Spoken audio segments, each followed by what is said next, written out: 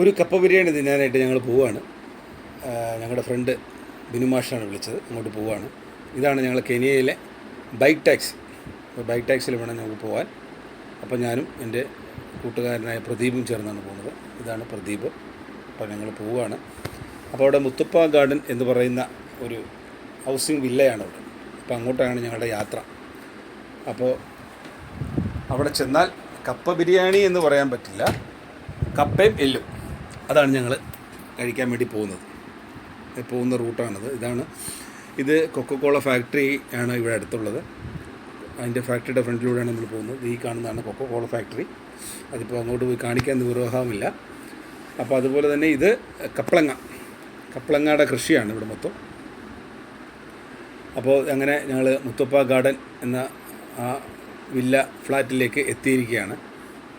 ഇവിടെ വന്നു. ഇനിയിപ്പോൾ സെക്യൂരിറ്റി ഗേറ്റ് തുറന്നു തരും. ഞങ്ങൾ ഉള്ളിൽ കയറും. ഉള്ളിലേക്ക് കയറിയിരിക്കുകയാണ്. ഇതാണ് നമ്മുടെ ബിനുമാഷിൻ്റെ ഫ്ലാറ്റ്. ഇത് അദ്ദേഹത്തിൻ്റെ വണ്ടി. അപ്പോൾ ഞങ്ങൾ അങ്ങോട്ട് ചെല്ലുകയാണ്.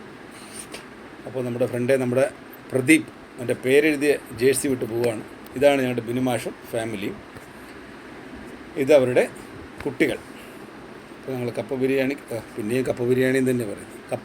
കപ്പയും എല്ലും ഞങ്ങൾ തന്നെയാണ് അത് എടുക്കുന്നതും കഴിക്കുന്നതുമെല്ലാം. അതെടുത്തു. എങ്ങനെയുണ്ട്? കാണാൻ നല്ല സെറ്റല്ലേ?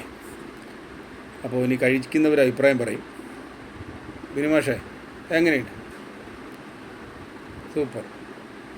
എങ്ങനെയുണ്ട്? എൻ്റെ ദൈവമേ, അത് കേട്ടാൽ മതിയല്ലോ. സൂപ്പറല്ലേ? അടിപൊളി. ഇനി ഞാൻ പറയാം. എങ്ങനെ? സൂപ്പർ.